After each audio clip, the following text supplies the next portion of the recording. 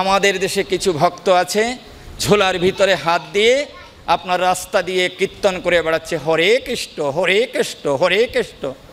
এই দেহ মন প্রভু সবই যে তোমার, আমি শুধু তব দাস, আসিয়া ভবে ভুলেছি তোমাকে, পড়েছি মায়ার ফাঁস। জম্বুদ্বীপে আমাকে পাঠালে করিতে জীবের সেবা, সে কথা ভুলে মায়ার বিপাকে বলেছি আপন কেবা। আমার আমার ভাবিয়া সবই তোমাকে করেছি পর, সুখের ঠিকানা ভাদিয়ে হেতায় ভুলিলাম তোমায় পর। এ পচা দেহ আগুনে পুড়ে এক মুঠো হবে ছাই, তাহার যতনে মগ্ন রহিলাম তোমাকে যে মনে নাই। ভক্তি সাগরে ভাসিয়ে ভেলা নামের বৈঠা লব, প্রেমের বাদামে কৃপা বায়ুলে পারের ঘাটে যে দাঁড়াবো। দেহ তরি মোর কানায় কানায় রতনে ছিল যে ভরা, যতন বিহনে পাপড়ি শুকালো কলিতে গিয়েছে মারা। মাঝিহীন হয়ে গোলায় পড়ে তোমায় আবার সরি, তুমি বিনে মোর আর কেহ নাই গোলক বিহারী হরি। শতপা ফরে ও চরণ তলে আমায় দাও গোঠাই, মহাপাপিত্রে প্রমাণ করিবে তুমি ছাড়া বান্ধব নাই।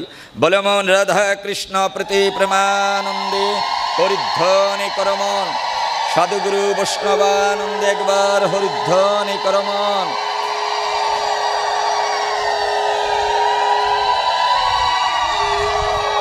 হিন্দু মুসলমান বৌদ্ধ খ্রিস্টান কামার কুমার মেথর মুচি সাঁওতাল বাগদি পলিয়ডম সর্বপ্রকার ভেদাভেদকে ভুলে অমৃতস্য পুত্র, আপনারা সবাই গোবিন্দের সন্তান।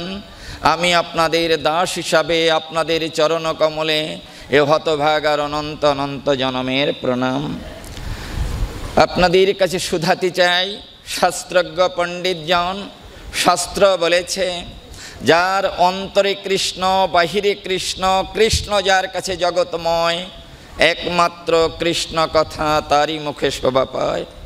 এই অনিত্য জগতের সমস্ত বোধধারা যার ভিতরে হয়েছে সমর্পিত, যার ভিতরে হয়েছে নিষ্প্রহ, যিনি আত্মসত্তায় উপনীত হয়ে জীবাত্মা পরমাত্মার সাথে ভগবানের কাছে বন্ধন লীলায় সমর্পিত হয়েছেন, যার জীবনে অনিত্য জীবনের কোনো বাসনা আপনার একবারে বিন্দু মাত্র খচিত নয়, তার মুখে কৃষ্ণ কথা শুনলে প্রেম ভক্তির উদয় হয়। শাস্ত্র বলেছে, আত্মতত্ত্ব যিনি না জানেন তার কাছে কৃষ্ণ কথা শুনলে পরে পুণ্য হয় না জনময় জনম। এই কারণে আমি আপনাদের কাছে শুধাতে চাই, এ জগতে যারা আপনার ভাগবত আপনার এই জগতের বুকে যারা উপহার দিয়ে গিয়েছেন, তাদের ভিতরে যারা মহাজন, তাদের মধ্যে যেমন নরোত্তম দাস ঠাকুর, যিনি আপনার ভাগবত সত্তাকে মানবীর কাছে তুলে ধরেছেন। এই নরোত্তম দাস ঠাকুর, বিজয় কৃষ্ণ গোস্বামী, জীব গোস্বামীর মতো যারা, তারা ভাগবতের রস আপনার মানবীর মাঝে প্রদান করেছেন। আমি আপনাদের কাছে শুধাতে চাই, একজন মানুষ যদি আপনার নিজে আপনার বৃন্দাবনের ঠিকানা না জানে, আপনি যদি তার কাছে ঠিকানা চান, তাহলে তার কাছ থেকে ঠিকানা নিলে পারে পথহারা পথিকের মধ্যে বিভ্রান্তির জালে গড়িয়ে আপনি হয়তো বৃন্দাবনের পথ হারিয়ে ফেলবেন। এই কারণে এ জগতে যারা যারা আপনার ভগবত পথে গিয়েছে, তারা কিভাবে প্রেম প্রীতিলব্ধ হয়ে গুরুর চরণে সমর্পিত হয়েছে, তাদের কাছ থেকে আপনার ঠিকানা জোগাড় করতে হয়। এদেরকে মহাজন বলে শুধায়।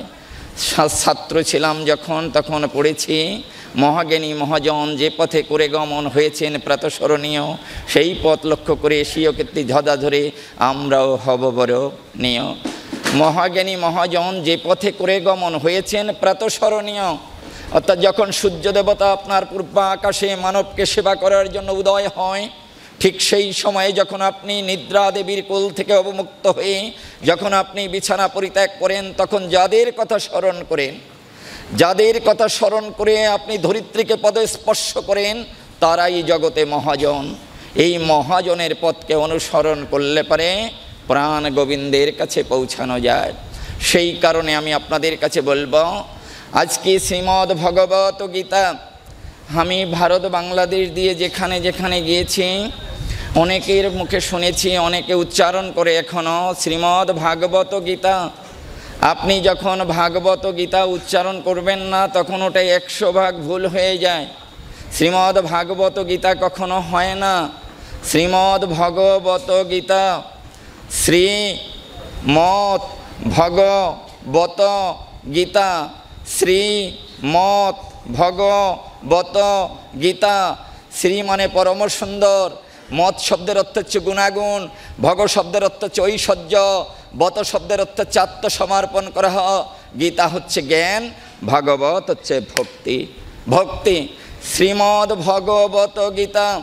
পৃথিবীতে যত গ্রন্থ আপনি দেখেছেন, নবলক্ষ গ্রন্থের কথা আমরা যারা শুনেছি, এর ভিতরে একটি মাত্র গ্রন্থ, যে গ্রন্থটি সরাসরি ভগবানের কাছ থেকে ভক্তের কাছে এসেছে, কোনো মাধ্যমবিহীন, একেবারে গুরু পূজার প্রসাদ ভক্তের হৃদমন্দিরে প্রতীয়মান হয়েছে, যে সত্তাটি, সেই সত্তাটির নাম হয় শ্রীমদ্ ভগবত গীতা।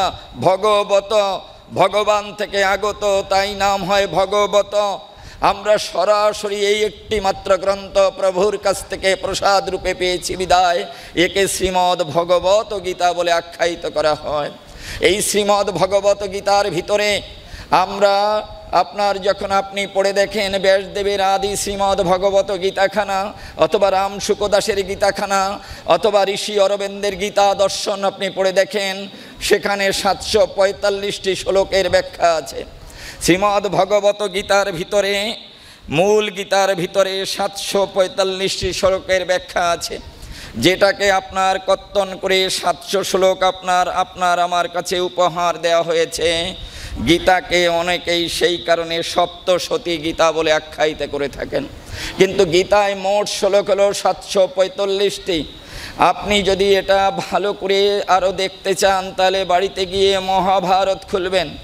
মহাভারতের ভীষ্ম পর্বের 4র্থ অধ্যায়ের 7ম শ্লোক, মহাভারতের ভীষ্ম পর্বের 4র্থ অধ্যায়ের 7ম শ্লোক পড়ে দেখেন, সেখানে বলা হয়েছে শত শতানি সবিংশানি শ্লোকনাং প্রাহ কেশব অর্জুন সপ্তষষ্টিং সঞ্জয় শ্লোক মেকম ধৃতরাষ্ট্রমিতি গীতা প্রকাশিত। আপনার শ্রীকৃষ্ণ বলেছেন আপনার 620টি, অর্জুন বলেছেন 57টি, সঞ্জয় বলেছে 67টি, ধৃতরাষ্ট্র বলেছেন 1টি, এ নিয়ে হয় 745টি শ্লোক। আমি আপনাদের কাছে শুধাতে চাই, তাহলে কি করে আমরা এই 700 শ্লোককে 745টি শ্লোক কি করে 700 শ্লোকে পরিণত হলো? এই 700 শ্লোকের ভিতরে যারা আপনার এখানে জ্ঞানের পরিধি নিয়ে বসে আছেন, বিজ্ঞ অভিজ্ঞ মুনি ঋষিগণ, আপনারা জানেন সেটি হলো সংস্কৃতে আপনার 7টি ছন্দ আছে। এর ভিতরে দেখবেন আপনার গীতাখানা রচিত হয়েছে। যখন আপনারা গীতা অধ্যয়ন করেন, তখন গীতার একটা স্বস্তিবাচক মন্ত্র আপনারা উচ্চারণ করেন, ওম অশ্ব শ্রীমদ্ ভগবত গীতা মালা মন্ত্রস্য শ্রী ভগবান ও বেদ ব্যাস ঋষি অনুষ্টুপ ছন্দং শ্রীকৃষ্ণ পরমাত্মা দেবতা। অনুষ্টুপ ছন্দং, গীতার ভিতরে যে 7টি ছন্দ আছে দেবনাগর অক্ষরে, তার ভিতরে গীতাখানা রচিত হয়েছে অনুষ্টুপ অক্ষরে। আপনার অনুষ্টুপ ছন্দে, এই অনুষ্টুপ ছন্দ হলো 32 অক্ষরে, 32 অক্ষরে, আর 30 ছন্দ হলো আপনার 45 অক্ষরে, 42 অক্ষরে। আপনি পড়ে দেখেন গীতাখানার ভিতরে 745টি শ্লোকের ভিতরে আপনার এই যে 55 গীতার ভিতরে যে 45টি শ্লোক আছে, এই অতিরিক্ত এই শ্লোকগুলোকে কর্তন করে গীতার ভিতরে 55টা শ্লোকের সাথে এটা সম্পৃক্ত করা হয়েছে। সেই কারণে গীতা আপনার 700 শ্লোকে রূপায়িত হয়েছে। এই 55টা শ্লোকের ভিতরে এই অক্ষরগুলো কেটে সম্পৃক্ত করে গীতাকে 700 শ্লোকে আপনার নিয়ে আসা হয়েছে। এই কারণে গীতার ভিতরে 645টি শ্লোক আছে আপনার অনুষ্টুপ ছন্দে, আর 55টি শ্লোক আছে 30 ছন্দে। গীতার ভিতরে আপনার যখন গীতা পৃথিবীতে মানব কল্যাণে এসেছিল, এর ভিতরে আপনার 32টি অক্ষরের বেশি একটি অক্ষরও ছিল না। কোন শ্লোকে 32 অক্ষরের বেশি একটি অক্ষরও ছিল না। এই জন্য আমরা বলে থাকি ওম অশ্ব শ্রীমদ্ ভগবত গীতা মালা মন্ত্রস্য শ্রী ভগবান ও বেদ ব্যাস ঋষি অনুষ্টুপ ছন্দং শ্রীকৃষ্ণ পরমাত্মা দেবতা। আমি আপনাদের কাছে বলতে চাই, সেই কারণে গীতার ভিতরে 645টি শ্লোক আছে অনুষ্টুপ ছন্দে, আর 55টি শ্লোক আছে আপনার 30 ছন্দে। আমাদের কাছে গীতা 700 শ্লোকে আমরা পেয়েছি। যিনি আপনার এই এশিয়া মহাদেশের ভিতরে বাঙালিদের কাছে সর্বপ্রথমে এই গীতা পৌঁছিয়ে দিয়েছিলেন, বাংলায় অনুবাদ করে সহজ সরল ভাষায় আবিধানিক অর্থে, তিনি হলেন আমাদের অত্যন্ত শ্রদ্ধার পাত্র ভগবত তুল্য মানুষ জগদীশ চন্দ্র ঘোষ মহাশয়, যার গীতা পৃথিবীতে সবচাইতে বাঙালির কাছে বেশি প্রিয় হয়েছিল এক সময়। আমি আপনাদের কাছে বলবো, সেই গীতাখানা যখন পৃথিবীতে আবির্ভূত হয়েছিল, এটা গই ধাতু থেকে নিষ্পন্ন হয়েছিল, গই ধাতু থেকে আপনার আবির্ভূত হয়েছিল। এই গই ধাতুর আবিধানিকত্ব হলো আপনার গান, এটা গীতার গান। গই ধাতু হচ্ছে গীতার গান। সেই গান কে গেয়েছিলেন? সেই গান গেয়েছিলেন স্বয়ং জগৎ প্রভু তার প্রাণসখা অর্জুনের সমকভাগে। এই গান তিনি গেয়ে জগৎকে মথিত করেছিলেন, জগৎকে প্রেমবন্যায় ভাসিয়েছিলেন, ভক্তির প্রসাদে জ্ঞানের পরিধিতে জীবকে উজ্জীবিত সত্তায় উপনীত করার বাসনায় তিনি গীতার জ্ঞান জগতে পৌঁছে দিয়েছিলেন অর্জুনের মধ্য দিয়ে। আমি আপনাদের কাছে শুধাতে চাই, এই গীতা যখন পৃথিবীতে আবির্ভূত হয়েছিল, এটা গীতা নামে ছিল না। এই গ্রন্থটি যখন মানবীর সম্মুখে প্রতিভাত হয়েছিল, তখন এটা গীত নামে ছিল। গীত নামে গ দীর্ঘইকারা ত, গীত। গতে হয় গভীর, দীর্ঘইকারে হয় ঈশ্বর, আর ততে হয় তত্ত্ব, গভীর ঈশ্বর তত্ত্ব। আপনার গীত নামে ছিল গ দীর্ঘইকারা ত, গতে হয় গভীর, দীর্ঘইকারে হয় ঈশ্বর, ততে হয় তত্ত্ব, গভীর ঈশ্বর তত্ত্ব।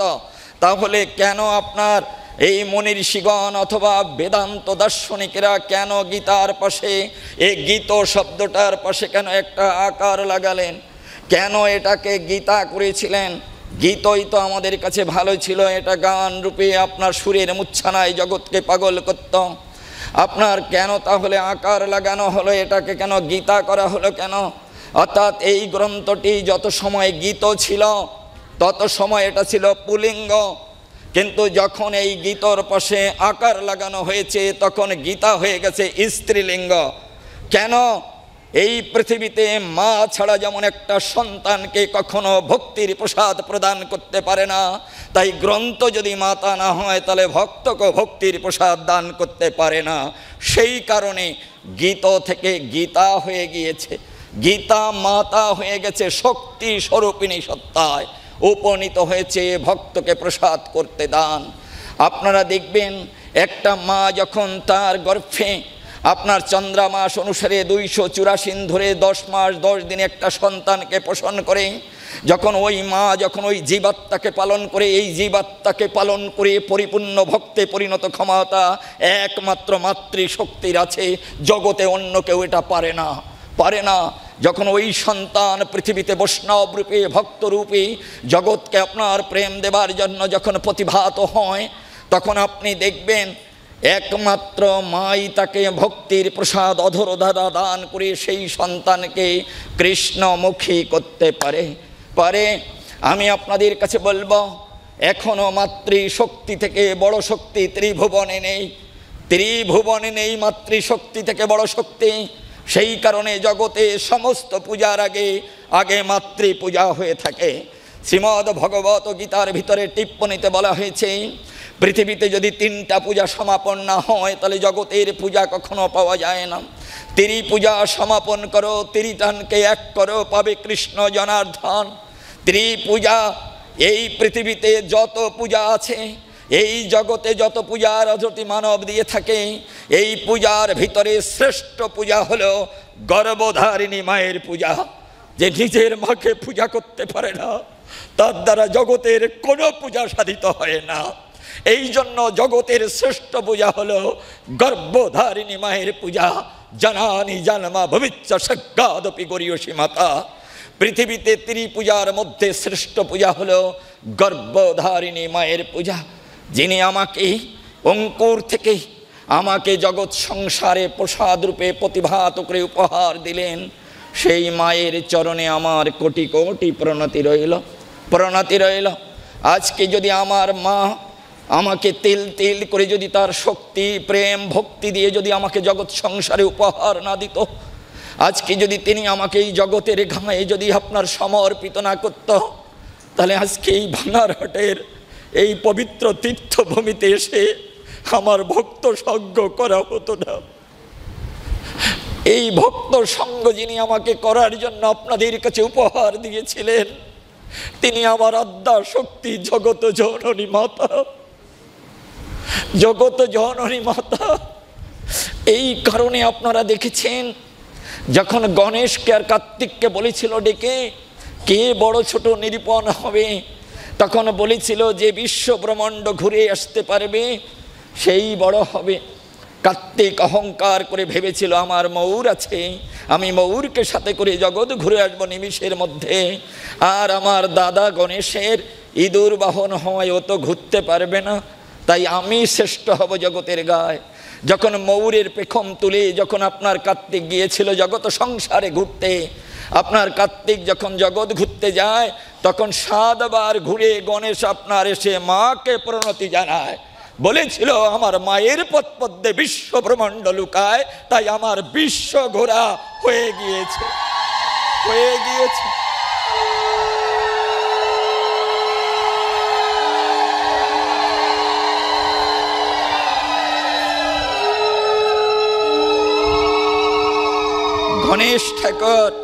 গণেশ ঠাকুর প্রমাণ করলেন যে জগত জননী আদ্যা শক্তি স্বরূপিণী, এই বিশ্ব ব্রহ্মাণ্ডের অধীশ্বরিণী। তাই তিনি মাকে ঘুরে এসে প্রণতি করে বলেছিলেন আমার বিশ্ব ব্রহ্মাণ্ড ঘোরা হয়ে গিয়েছে।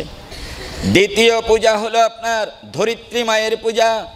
জানানি জন্মাভূমিচ্ছ, বিদ্যাসাগরের জনক জননী কবিতার ভিতরে এটা আছে। আপনার জানানি জন্মাভূমিচ্ছ সর্কাদপি গরীয়সী মাতা। আমার মা যদি আমাকে ভূমিষ্ঠ করে, আমার মা যখন এই জগতের গায়ে সমর্পণ করেছিলেন, তখন আমার ধরিত্রী মাতা যদি আমাকে কোলে তুলে না নিত, তাহলে কি আজকে আপনাদের সাথে দেখা হতো না? এই জন্য দ্বিতীয় পূজা পায় ধরিত্রী মাতা, আর তৃতীয় পূজা হলো পায় গীতা মাতা। এই ত্রিমাতার পূজা যত সময় এক হয়ে সমর্পিত না হয়, তত সময় কখনো ভক্তি মার্গে যাওয়া যায় না। গীতায় বলেছে ত্রিপূজা সমাপন করো, ত্রিটানকে এক করো, পাবে কৃষ্ণ জনার্দন। 30 পূজা সমাপন করো, ত্রিটানকে এক করো। ত্রিটান সন্তানের প্রতি মায়ের টান। এই জগতে এর থেকে আর নির্মল কোনো প্রেম জগতে নেই, নেই নেই নেই। কেন? অর্জুন কত কষ্ট করে বিশ্বরূপ দর্শন করেছিলেন, তোমার চোখের আলো আমাকে না দিলে আমি দেখতে পাইনি। কিন্তু আপনারা বলেন মা কয়বার বলেছিল কৃষ্ণরে তো চোখের আলো একটু আমাকে দে না, তোকে আমি দেখতে চাই বিশ্ব ব্রহ্মাণ্ডের অধীশ্বর রূপে।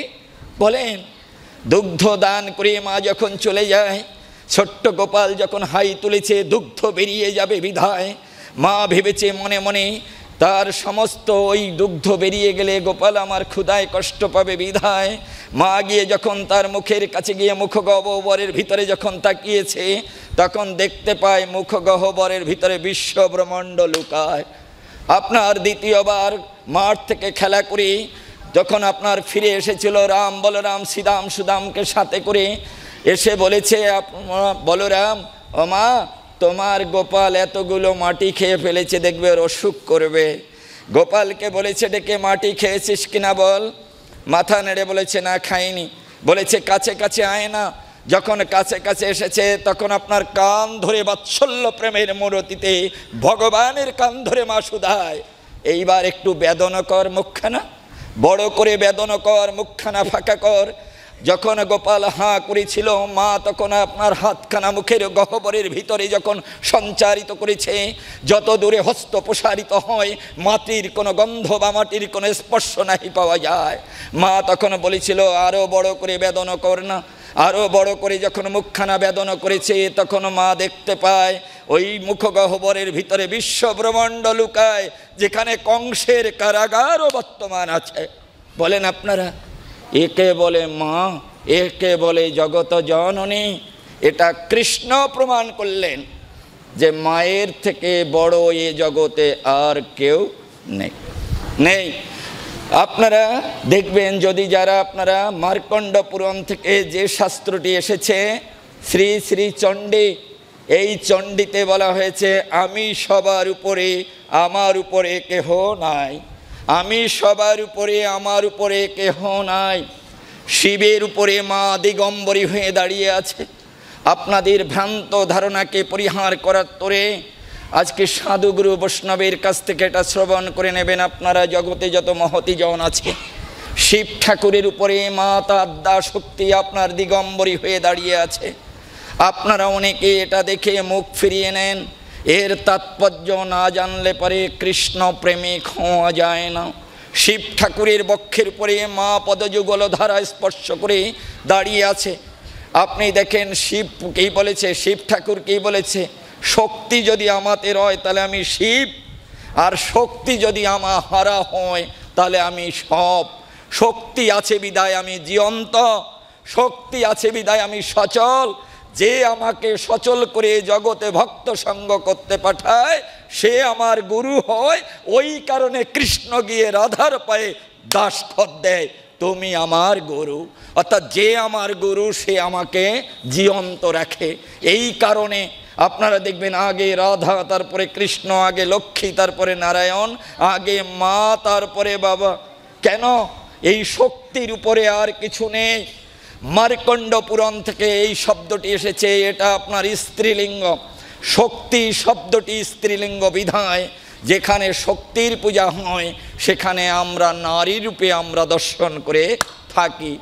আপনার সৃষ্টি তত্ত্ব বইয়ের পাতায় দেখবেন লেখা আছে, সৃষ্টি তত্ত্ব বইতে বলা হয়েছে 375 পাতার 18 নম্বর লাইনে বলা হয়েছে, মম হৃৎ পদ্ম হতে, মম হৃৎ পদ্ম হতে তোমা করিলাম সৃজন। তুমি হবে শক্তি স্বরূপিণী, আমি শক্তিমান।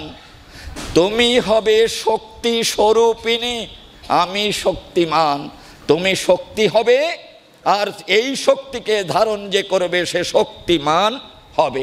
শক্তি আর শক্তিমানকে কখনো আলাদা করা যায় না। শুধু জগৎকে দেখাবার তরে, জগৎকে উপহার দেবার তরে আপনার দ্বিধা সত্তা হলো বিভাজন। দুটি সত্তা বিভাজন হলো, একটা শক্তি আর একটা শক্তিমান। কি করে বুঝবেন? জগৎ যখন ছিল না, এই জগৎ যখন ছিল না, আপনার পঞ্চভৌতিক সত্তা যখন আপনার এই জগতে আসেনি, তখন আপনারা দেখবেন গীতার ভিতরে লিপিবদ্ধ হয়েছে উপাদান প্লাস কর্তা। উপাদান প্লাস কর্তা। উপাদান কি? আপনার ক্ষিতি, অপ, তেজ, মরুদ, বম, এটা উপাদান। এই উপাদান প্লাস কর্তা, অর্থাৎ উপাদানের সাথে যখন কর্তা সৃষ্টি হলো, এই কর্তা যখন সম্পৃক্ত হলো তখন সৃষ্টি ধারা বইল। উপাদান প্লাস কর্তা। এই দেহ হচ্ছে উপাদানে গড়া, পঞ্চভৌতিক উপাদানে এই দেহ রয়। এর ভিতরে আত্মরূপে সর্বঘটে কৃষ্ণ করে বাস, সেই হেতু তার এক নাম হয় শ্রীনিবাস। চৈতন্য চরিতামৃতের কথা মধ্যলীলায় আপনাদের কাছে বলি, এই উপাদানের সাথে উনি সম্পৃক্ত হয়েছেন বিধায় এই জগৎ সৃষ্টি হয়েছে। এই সৃষ্টি লীলা, এই সৃষ্টি লীলা যখন শান্ত থাকে, এই সৃষ্টি যারা ব্রজতত্ত্ব আমার থেকে হাজার গুণ ভালো বোঝেন তাদের জন্য এ কথা করি বদান। যারা আপনার এই সৃষ্টি তত্ত্ব যখন শান্ত থাকে তখন হয় প্রকৃতি, আর এই প্রকৃতি যখন ক্ষিপ্ত হয় তখন সত্য রজ তমগুণ হয়। এই প্রকৃতি যখন ক্ষিপ্ত হয় তখন সত্য রজ তমগুণ হয়। এই সত্য রজ তমগুণকে অধিষ্ঠান করার তরে এক বিষ্ণু দ্বিধাগ্রস্ত তিরিভাগে বিভক্ত হয়ে আসে জগতের গায় ব্রহ্মা বিষ্ণু শিব রূপে। সৃষ্টি স্থিতি প্রলয় একে তিন, তিনে এক।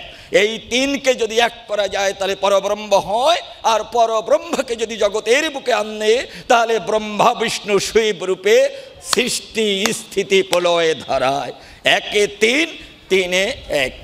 আপনারা বাড়িতে যখন ত্রিনাথের মেলা করেন দেখবেন এই দেশের মানুষেরা, আপনারা ভক্তরা যখন ত্রিনাথের মেলা করেন তখন একসাথে তিন দেবতার পূজা হয়, ব্রহ্মা বিষ্ণু শিব।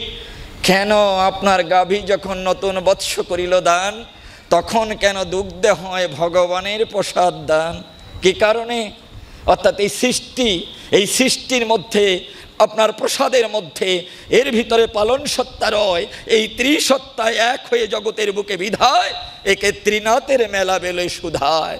আপনার এই তিন দেবতার পূজায় একসাথে সমাপন হয়েছে বিধায় ত্রিনাথের মেলা হলো। সাদা ধবল দুধ দিয়ে কেন প্রসাদ করলেন দান? মা তার দুগ্ধ রাশি অগ্নিতে স্পর্শ করার আগে, সকল দেবতাকে দেবার আগে আপনি এই প্রসাদ কেন আপনার গোবিন্দকে দেবার জন্য, ত্রিসত্তাকে দেবার জন্য কেন ধবল দুগ্ধ রাশি দিয়ে আপনি প্রসাদ করলেন? তার কারণ ওই প্রসাদ ত্রিদেবতার সমকভাগে প্রদান করেন।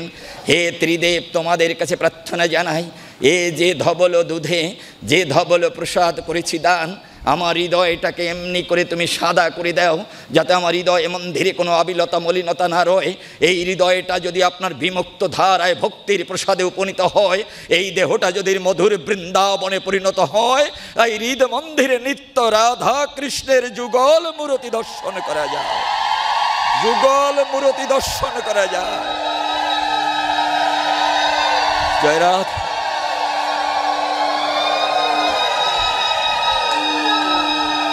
সেই কারণে আপনাদের কাছে বলবো, এই সৃষ্টি যখন শান্ত ছিল তখন হলো প্রকৃতি, আর এই প্রকৃতি যখন ক্ষিপ্ত হলো সৃষ্টির বাসনায়, তখন সত্য রজ তমগুণ হয়। এই সত্য রজগুণকে অধিষ্ঠান করার তরে ব্রহ্মা বিষ্ণু শিব সৃষ্টি স্থিতি প্রলয় ধরা এলো জগতের গায়। এটাই সৃষ্টি লীলা বলে শোধায়। এ জগৎ যখন ছিল না, তখন আপনার এই জগৎকে সৃষ্টি করার তরে দেখবেন ঋগ্বেদে লেখা আছে, ঋগ্বেদে লেখা আছে, বেদের মহাবেদ ঋগ্বেদ, সমস্ত বেদের বেদ। এই ঋগ্বেদ যেখানে মন্ত্র দ্বারা প্রবাহিত হয়, সেই ঋগ্বেদে লেখা আছে, কৃষ্ণেন পূজিতা সা দেবী গোলক রাসমণ্ডলে।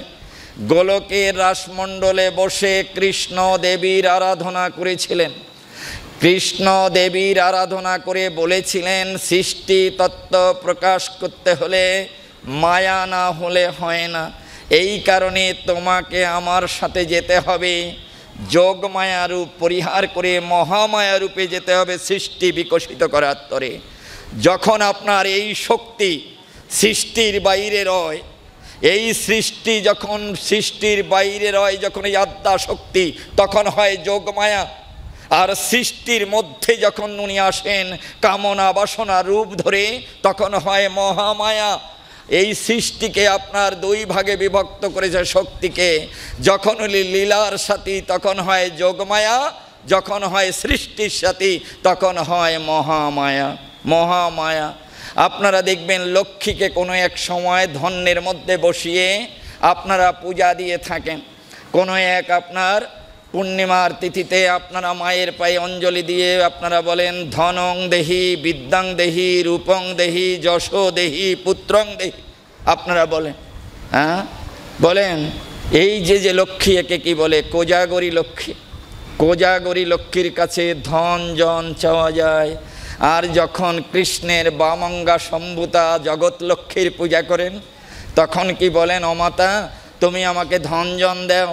তখন আপনারা চোখের জলে বিভূষিত হয়ে প্রার্থনা জানান, ওমা আমরা যেন তোমার কৃপায় কৃষ্ণমুখী হতে পারি।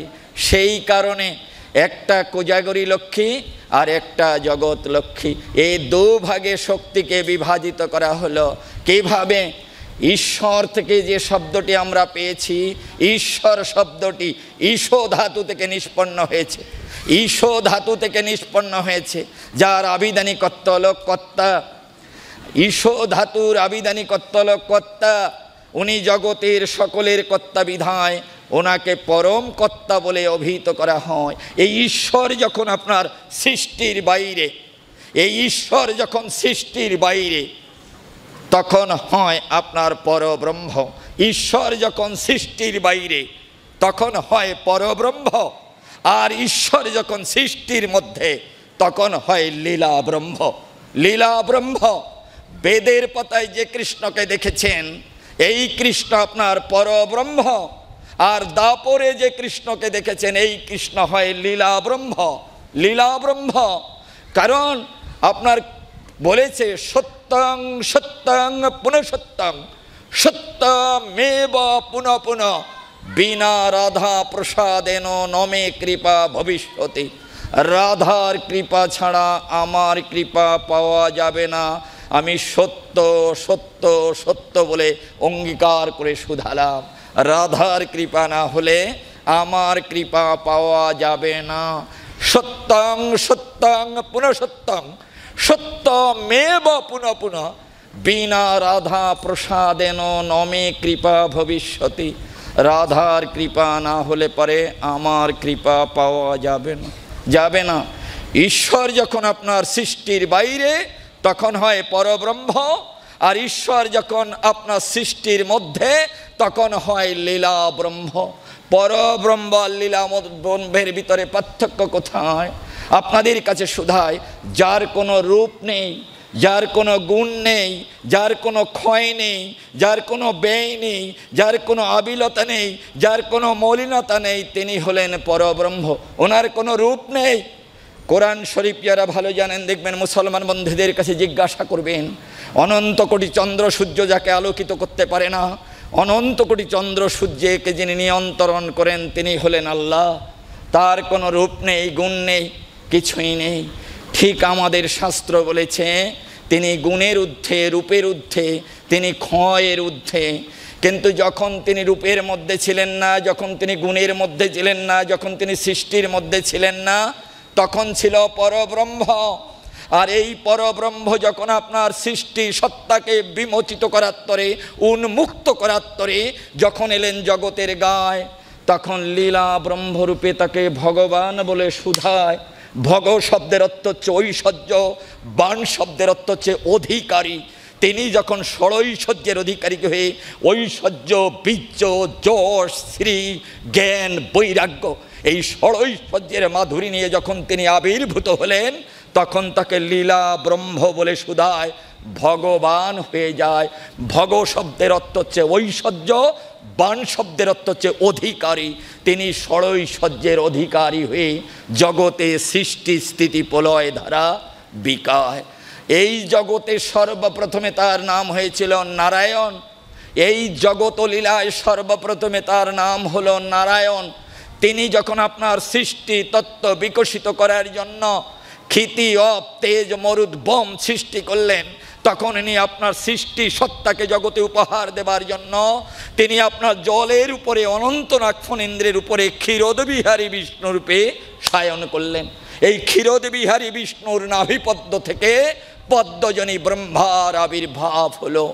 এই জলের উপরে শয়ন করেছিলেন বিধায় হিন্দিতে, সংস্কৃতে, দেবনাগর অক্ষরে জলকে বলা হয় নার। নার মানে জল। এই জলের উপরে শয়ন করে সৃষ্টি সত্তা বিকশিত করেছিলেন বিধায় এই কারণে তাকে নারায়ণ বলে শুধায়। নার মানে জল, অয়ন মানে শয়ন করা, এই কারণে তার নাম হয় নারায়ণ। এই নারায়ণের নাভিপদ্ম থেকে পদ্মজনী ব্রহ্মার আবির্ভাব ঘটেছে। আমি কালকে একটুখানি বলেছি, যখন আপনার এই সৃষ্টিধারা পালনকর্তা, সংহারকর্তা ব্রহ্মা, বিষ্ণু, শিব রূপে জগতের বুকে এলো, তখন ভৃগু মুনির উপরে দায়িত্ব গেল এই তিনজনের ভিতরে সবচাইতে শ্রেষ্ঠকে। ভৃগু মুনি ব্রহ্মার কাছে গিয়েছিলেন। ব্রহ্মা তাকে সৃষ্টি তত্ত্ব জানার তরে যখন তার কাছে গিয়েছিলেন, ব্রহ্মা তাকে তাড়িয়ে দিয়েছিলেন ক্ষিপ্ত স্বরে। এরপরে আপনার গেলেন শিবের কাছে, রুদ্রমূর্তি ধরে তাকে আপনার তাড়িয়ে দিলেন। সর্বশেষ তিনি গেলেন বিষ্ণুর কাছে। বিষ্ণু দেখতে পায় আপনার শায়িত আছে শয্যায়, মা লক্ষ্মী তার পদসেবায় রত রয়। তার কাছে গিয়ে আপনার অনন্তবার তাকে যখন ডেকে শুধায়, আপনার সাড়া না পেয়ে বামপদ দিয়ে লাথি মারলেন বিষ্ণুর বক্ষে। নজরুলের কবিতার মধ্যে আছে দেখবেন, আমি কৃষ্ণের বক্ষে মারি পদাঘাত, আমি কৃষ্ণের বক্ষে মারি পদাঘাত। আপনার যখন লাথি মারলেন তখন এই আপনার পদস্পর্শে বিষ্ণুর নিদ্রা ভঙ্গ হলো। তিনি আপনার নিদ্রা ভঙ্গ হয়ে তাকিয়ে দেখতে পায় মহামুনি তার দরজায়। তখন জোড় হাত করে বলেছিলেন, মনিবর আপনি আমাকে লাথি মেরেছেন তাতে আমার ব্যথা লাগেনি, আমাকে আপনি লাথি মেরেছেন তাতে আমার ব্যথা লাগেনি, কিন্তু আমাকে লাথি মারার কারণে আপনার কমলাঙ্গে আঘাত লাগেনি তো? বলেন, বিষ্ণু মহাবিষ্ণু বলেছে আমাকে আপনি লাথি মেরেছেন তাতে আমার কষ্ট হয়নি, কিন্তু আমাকে লাথি মারার কারণে আপনার কমলাঙ্গে ব্যথা লাগেনি তো? লাগেনি তো? এটা জগতে প্রমাণ হলো কে জগতে সবচাইতে বড় হয়। আমি আপনাদের কাছে বলবো, সেই কারণে আজকে আপনাদের কাছে শুধাতে চাই, এই জগৎ সৃষ্টি হলো, কিন্তু আপনি আমি কেন এলাম? আমি আপনি কেন এলাম? আমি বলেছি কালকে যে নবদ্বীপে পাঠ করতে গিয়ে একটা কবিতার দুটো লাইন আপনাদের শুনিয়েছিলাম। কোন সুদূরে এসেছ বন্ধু কোন অজানার দেশে, আছে কি জানা ঠিকানা তব ফেলে চুকু সব মুছে। আমরা কেউ এখানে যারা হাজার হাজার মানুষ আমরা বসে আছি, আমরা কেউ এদেশের নই, আমরা কেউ এদেশের নই, আমরা সবাই পরবাসী, আমরা সবাই পরবাসী। আমরা এই দেশে যারা বসে আছি আমরা সবাই অতিথি, অতিথি আমরা। আমার মা তিথি না দেখে আমাকে ভূমিষ্ঠ করেছিল জগত সংসার মাঝারে, সেই কারণে আমরা এই দেশের অতিথি মাত্র, আমরা সবাই পরবাসী।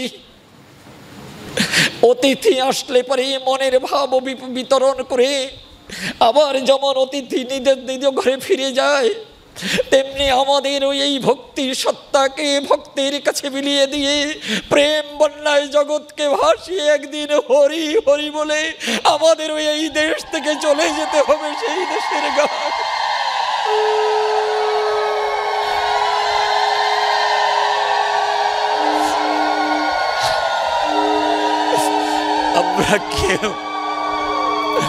আমরা কেউ এই দেশের মানুষ নই, এই দেশে আমি ছিলাম না, এই দেশে আমি থাকবো না। এই অনিত্যের দেশ ছেড়ে একদিন আমার দেশে আপনার দেশে একদিন আপনাকে যেতেই হবে। সেই নিত্য দেশের ঠিকানা মনে আছে তো? কোন পথ দিয়ে এসেছিলেন, আবার কোন পথে পৌঁছাবেন সেই আলোয়? ওই ঠিকানা যদি ভুলে যান তাহলে দেশের মানুষ আর দেশে যাওয়া হবে না। কোন সুদূরে এসেছে বন্ধু কোন অজানার দেশে, আছে কি জানা ঠিকানা তব ফেলেছি কি সব মুছে। ওই সাইবেরিয়া থেকে পাখিরা সেই বরফের মতো জল জমে যায়, ওরা ডানায় ভর করে জীবনকে বাঁচাবার তরে ভারতের পশ্চিম বাংলায় অধুনা বাংলাদেশে ছুটে আসে। ওরা আকাশে মালার মতো হয়ে আপনার উড়ে যায়। এই বাংলাদেশের পশ্চিম বাংলার মানুষকে সেবা করার তরে কিচিমিচি শব্দ করে ওরা আপনাদের ভক্তির প্রসাদ প্রদান করার বাসনায় আকাশে পাখা মেলে উড়ে আসে। কোনো এক সময় পাখার গতিধারাকে স্মিত করে ওরা আপনার বাড়ির কাছে ঝিলে বিলে হাওড়ে বাওড়ে নিপতিত হয়। ওদের ভিতরে একজন গাইডার থাকে, একজন প্রধান থাকে। ওই প্রধান যে পথে যেতে বলে সেই পথে ওরা আপনার এমনি করে বিচরণ করে আপনার কোনো কারণে যদি ওই পাখি আপনার প্রধানের কথা না মেনে যদি কোনো কারণে ওরা আপনার পথচ্যুত হয়ে যায়, ওরা যদি আপনার দল ছেড়ে যায়, তাহলে শিকারির জালে পড়ে তাকে প্রাণ হারাতে হয়। শিকারির জালে পড়ে তাকে প্রাণ হারাতে হয়। আপনার ওই যে পাখিটা একবার জালে ধরা পড়েছিল, ওর আর দেশের পাখি দেশে যাওয়া হলো না। ওর পঞ্চভৌতিক সত্তা পঞ্চভূতে বিলীন হয়ে যায়। ঠিক তেমনি ঈশ্বর আপনাকে আমাকে আসার সময় একটা সংবিধান দিয়ে দিয়েছিল। এই সংবিধানের সীমানাকে হৃদমন্দিরে অঙ্কিত করে এই সংবিধানের পথে নিজেকে বিতরণ করে আবার দেশের মানুষ দেশে যাবার কথা ছিল। ভগবান বলেছিল ডেকে, যারা পথচ্যুত হয়ে গিয়েছে তাদের কাছে এই হরিনামের বার্তা পৌঁছিয়ে দিবি। সকল মানুষকে, পথহারা মানুষকে আবার পথে নিয়ে আসবি। আমি শেষের বেলায় পার ঘাটায় বসে থাকবো তোরই জন্য। ওই পার করিবার তরে আমি পার করিবার তরে বসে থাকবো।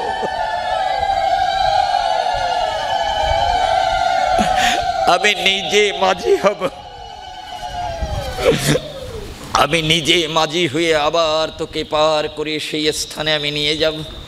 আপনারা বলেন, ওই পাখিটার মতো যদি আপনি ভুলে যান, আপনি যদি অচৈতন্য ধারার ভিতরে জীবনে প্রবেশ করে চৈতন্যকে আপনি যদি হারিয়ে পেলেন, তাহলে চেতন ঘরে কখনো পথের ঠিকানা জোগাড় করা যায় না। অচেতন ঘরে পথের ঠিকানা পাওয়া যাবে না, বিধায় চেতন ঘরে আপনাকে নিতে হবে, যেতে হবে। কিভাবে যাবেন? শাস্ত্র বলেছে, যাবি যদি মন চৈতন্য বাজারে, তাহলে নিত্যানন্দকে সাথী করে, নিত্যানন্দ, নিত্য যে আনন্দ বিধান করে জীবের মধ্যে রয় তাহাকে নিত্যানন্দ কয়। এই যে প্রতিনিয়ত আপনার নাকের মধ্য দিয়ে আপনার দেহের ভিতরে যে শ্বাস বাতাস যায় তাহাকে নিত্যানন্দ বলে। কোথায় যায়? চৈতন্য বাজারে চেতন ঘরে প্রদীপ জেলে চৈতন্য বসে আছে যুগল মূরতির সম্মুখ ভাগে। যেতে যদি চাস ওই ঘরে, তাহলে নিত্যানন্দকে সাথী কর। ওই বাতাসকে ধর, ওই বাতাসকে ধরলে পারে সাধু সঙ্গের বাজারে গেলে পারে অচৈতন্যতা দূরীভূত হবে। চৈতন্য বাজারে প্রেম বাসরে ওইখানে রাধা কৃষ্ণের নিত্য যুগল মূরতি বৃন্দাবনে দর্শন হবে। জয় রাধে রাধে।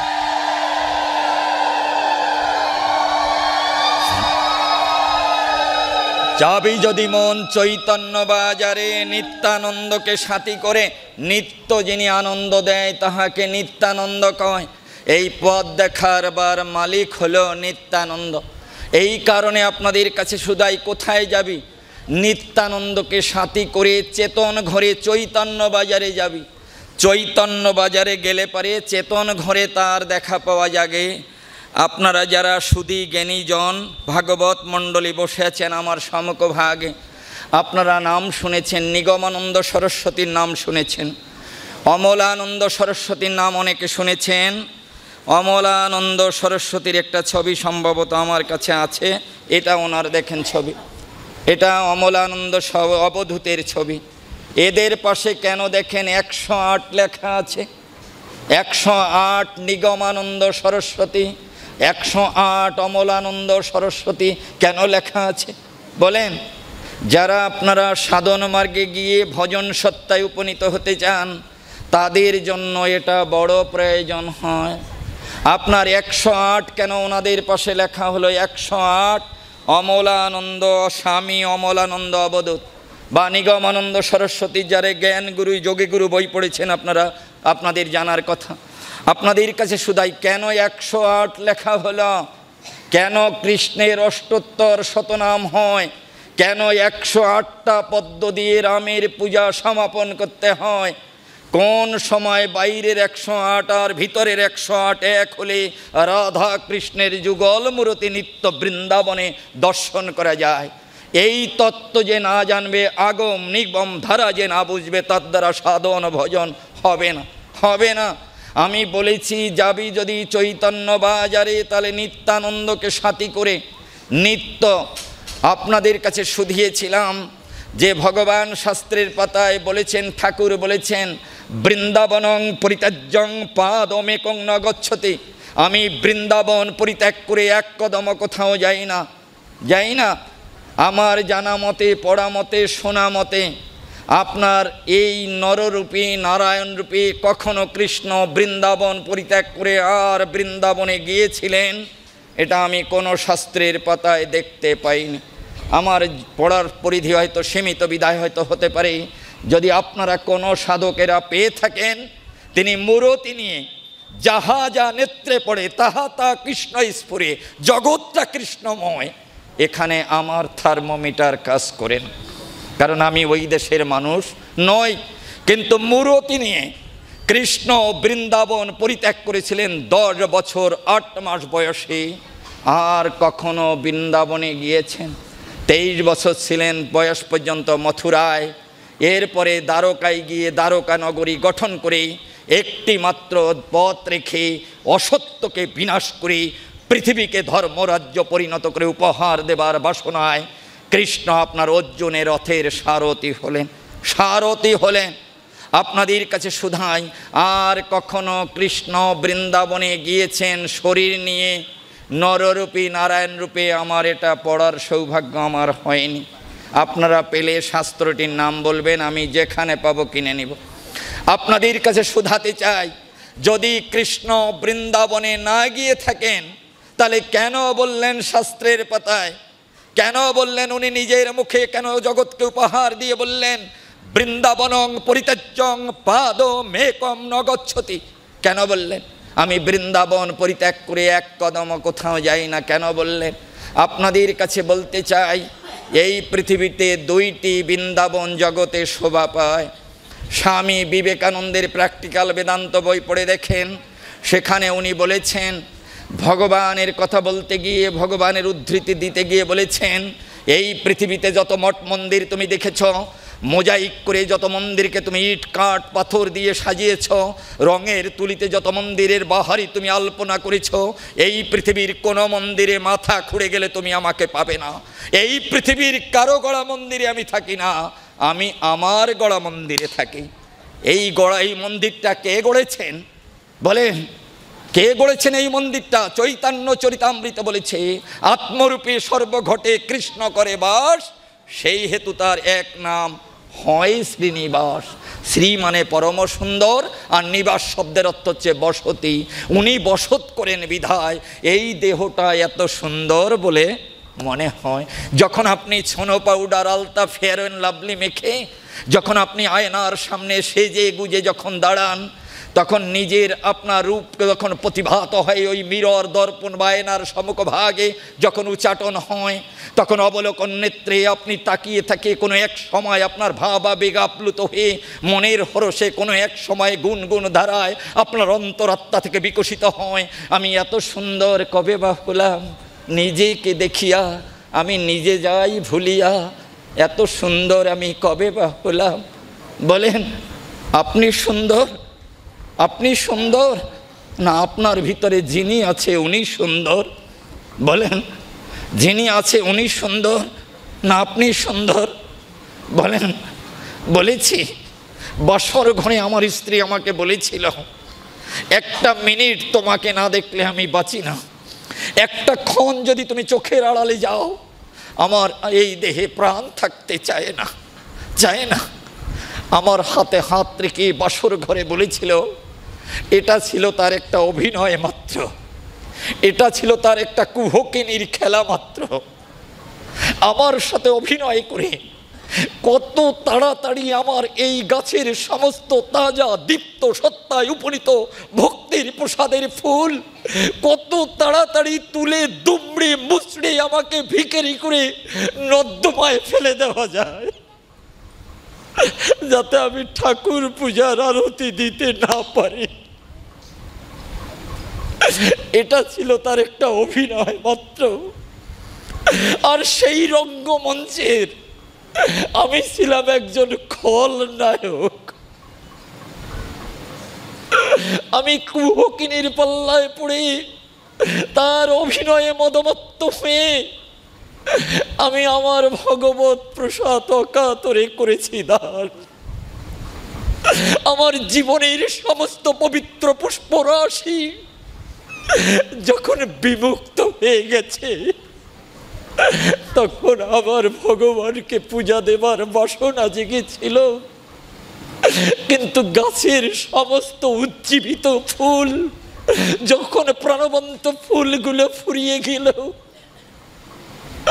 সেই ফুলহীন শুধু পরিত্যক্ত দেহ দিয়ে কখনো কৃষ্ণ ভজন হয় না। যে আমার হাতে হাত রেখে বলেছিল, একটা মিনিট তোমাকে না দেখলে বাঁচি না, যার জন্য আপনি এত সুন্দর, এই খাঁচা ছেড়ে যিনি চলে যাবে যেদিন, এই জগতের সমস্ত মায়া যখন নিষ্প্রভ হয়ে যাবে, এই জগতের অনিত্য লেনদেন যখন সমাপ্তির খাতায় লিপিবদ্ধ হবে, আপনার সব দেহটা যখন নিথর নিস্তব্ধ অবস্থায় আপনি পড়ে রবেন, তখন আপনার পাড়া প্রতিবেশীরা আপনার বাঁশের দোলায় করে হরি হরি বল দিতে দিতে নিয়ে যাবে চিতার পরে শ্মশানের গায়ে। যে স্ত্রী আপনাকে বলেছিল একটা ক্ষণ পল আমি তোমাকে না দেখলে বাঁচি না, ওই স্ত্রী একটা হাঁড়ি মেটে হাঁড়ির মাঝখানে গোবর গুলে ছিটে দিতে ছড়া দিতে দিতে যাবে যাতে অমঙ্গল বাড়ি থেকে দূরীভূত হয়ে যায়। আমি কার পূজার ফুল আমি কার পূজায় দিয়েছি, আমি কার পূজার অর্ঘ্য আমি কার পূজায় দিলাম। এই অনিত্য বিষয় বৈভব থেকে যত সময় মানুষ মুক্ত হয়ে যত সময়ের অধিকার ধনকে জাগ্রত করতে না পারে, তত সময় তার দ্বারা কৃষ্ণ ভজন হয় না। এই জন্য বিবেকানন্দ বলেছেন, এই 84 ক্রোশ যে দেহখানা, ওই মাটির বৃন্দাবন 84 ক্রোশ, আর এই প্রভুর গড়া বৃন্দাবনও 84 ক্রোশ। ওই জায়গায় তুমি খুঁজে যদি না পাও, এই জগতের প্রত্যেকটা জীবের মধ্যে আমি তোমার অপেক্ষায় বসে আছি। আত্মচৈতন্য বোধকে জাগৃত করে, মায়া মোহ কুহকিনীকে অপসারিত করে তাকিয়ে দেখো না, এর প্রত্যেকটি মন্দিরের ভিতরে তুমি আমার দর্শন পাবে। আমি শিবরূপে আমি তোমার অপেক্ষায়। কেন বাবা? এই নাম, যে নাম আজকে নিয়ে আপনি গোলকে যেতে চান, সেই নাম কার কাছ থেকে অদ্বৈত গোসাই এনেছিল? এই শিব ঠাকুরের কাছ থেকে। আপনার শিব ঠাকুরের কাছ থেকে এই নাম চেয়ে এনেছিলেন অদ্বৈত গোসাই। কোনো দ্বৈত ভাব নয়, অদ্বৈত সত্তা। অদ্বৈত ভাবের ভাবুক হয়ে গাছের সাথে ডাল যখন সম্পৃক্ত রয়, এই ডালও যে প্রসাদ পায়, আপনার এই গাছও সেই প্রসাদ পায়। এই ডালের পুষ্পতে, এই গাছের পুষ্পতে আপনার গুরু পূজা সমাপন হয়।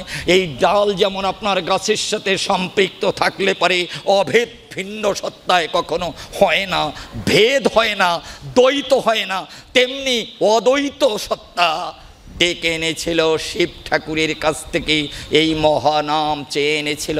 শিব ঠাকুর আপনার বসে থাকতো, আপনার ওই আপনার শিব ঠাকুর বসে থাকতো শ্মশানের প্রান্তে। শিব ঠাকুর নিত্য আপনার এক মুষ্ট ছাই ব্রাহ্ম মুহূর্তে গঙ্গা স্নান করে, আপনার শিব ঠাকুর এক মুষ্ট ছাই ধরে সমস্ত গায়ে লেপন করে জগৎবাসীকে ডেকে বলতো, হে জগৎবাসী দেখো তোমার অন্ধকার দূরীভূত করার জন্য সূর্য দেবতা উদয় হয়েছে। ঠিক তেমনি তোমার হৃদ মন্দিরে যতদিন কৃষ্ণ প্রেমের সূর্য উদয় না হবে, তোমার মন্দির থেকে অবশ্যই অন্ধকার যাবে না। বিধায় যে দেহকে তুমি এত সুন্দর করে সাজালে, যে দেহকে এত সুন্দর করে খাওয়ালে, যে দেহকে এত সুন্দর করে পরিপাটি করলে, সেই দেহের মূল্য এক মুষ্ট ছাই ছাড়া আর কিছুই না। এই দেহটাকে তুমি যে সাজালে, যে দেহকে তুমি আপন ভেবে এত সুন্দর করে খাওয়ালে, যেদিন তোমার ভিতর থেকে প্রভু চলে যাবে, সেই দিন এই দেহটা অঙ্গার হয়ে এক মুষ্ট ছাই হয়ে যাবে। তাই আমি এক মুষ্ট ছাই নিত্য এই গায়ে মেখে, হে জগৎবাসী তোমাদেরকে শুধাই, এই অনিত্যের প্রতি মমত্ব না রেখে নিত্যের দেশে যাওয়ার জন্য ভক্তি প্রেমে নিজেকে তুমি উপনীত করো, যাতে এই শ্মশান থেকে যে দেশে তুমি যাবে, সেই দেশের এই হরিনামই একমাত্র তোমার সাথের সাথী হবে। এই হরিনামই তোমার একমাত্র সাথের সাথী হবে।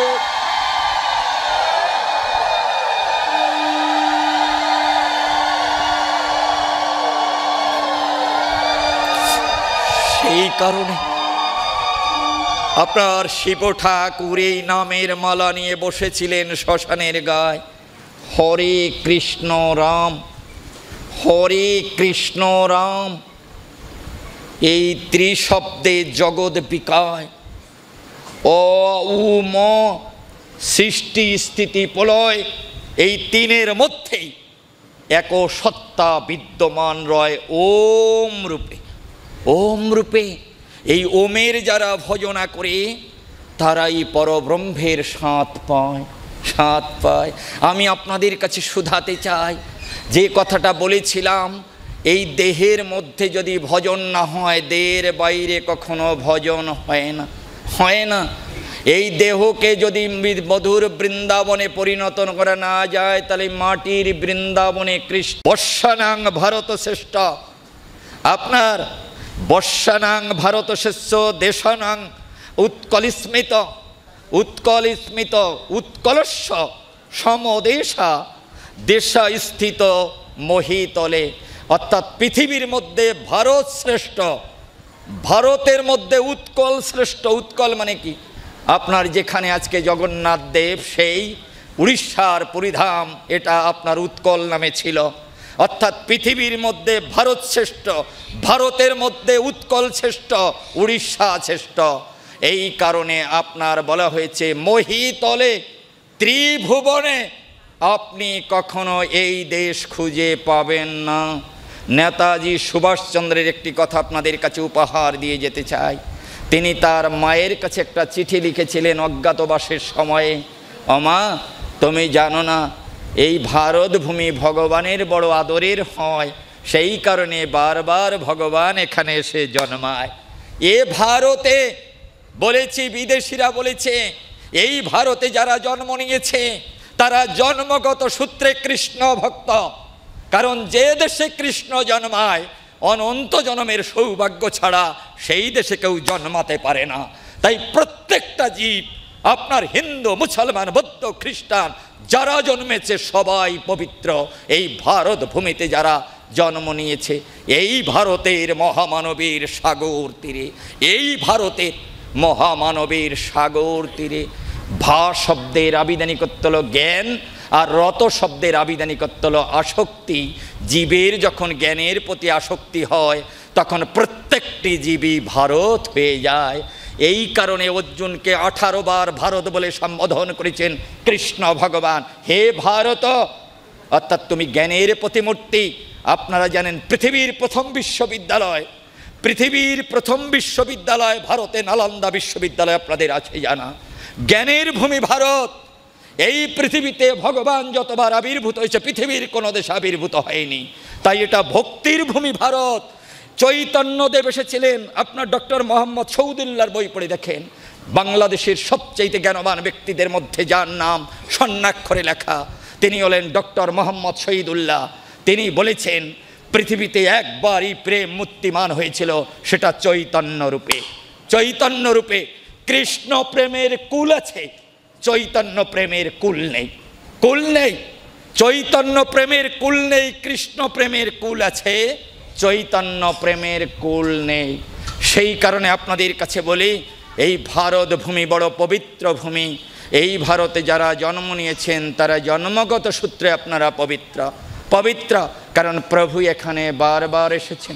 এই ভারত বলেছি আপনাদের কাছে, হেতা একদিন বিরামবিহীন মহা ওঙ্কার ধ্বনি। আপনার রবি ঠাকুরের গীতাঞ্জলির ভিতরে লিপিবদ্ধ হয়েছে, যেটা বলেছি, হেতা একদিন বিরামবিহীন মহা ওঙ্কার ধ্বনি। কোন সময় শুনেছিলেন? যখন আপনি মাতৃগহ্বরে হেট মুন্ড হয়েছিলেন, আপনার পদযুগল ঊর্ধ্বগামী ওঙ্কার রূপে করেছেন সাধন ভজন। সেই সময় আপনার পা ছিল উপরে, মাথা ছিল নিচে, আপনি ওঙ্কার রূপে মাতৃগহ্বরে নিত্য চক্ষু মেলে আপনি যখন দেখেছেন বিশ্বপ্রভু আপনার অপেক্ষায় বিশ্বমূর্তি নিয়ে রয়েছে, একমাত্র ওম দিয়ে তার সাথে কতন কতন ভজন হয়। আপনি সেই সময় প্রভুকে দেখেছিলেন। তাই রবি ঠাকুর বললেন, হেতা একদিন বিরামবিহীন মহা ওঙ্কার ধ্বনি, হৃদয়ে তন্ত্রে একের মন্ত্রে উঠেছিল রণরণী, তপস্যা বলে একের অনলে বহুরে আহুতি দিয়া, বিভেদ ভুলিল জাগায়ে তুলিল একটি বিরাট হিয়া। সেই সাধনার, সে আরাধনার যজ্ঞশালার খোলো আজি দ্বার। এই মন্দিরটি একটা যজ্ঞশালা, যজ্ঞশালার খোলো আজি দ্বার। হেতায় সবারে হবে মিলিবারে আনত স্বরে, এই ভারতের মহামানবের সাগর তীরে। কোন ভারত? যে ভারতে ভক্তি উদয় হয়েছে, যে ভারতে প্রেম উদয় হয়েছে, সেই ভক্তির সাগরে জগতের সকলের স্থান। এই মহাযজ্ঞে আমার নিমন্ত্রণ, আমার নিমন্ত্রণ। আমি এই যজ্ঞের একজন শরীক, এই কারণে আমি পৃথিবীতে এসেছি এই মহাযজ্ঞে আহুতি দেবার জন্য, আহুতি দেবার জন্য এই ভারতের মহামানবের সাগর তীরে।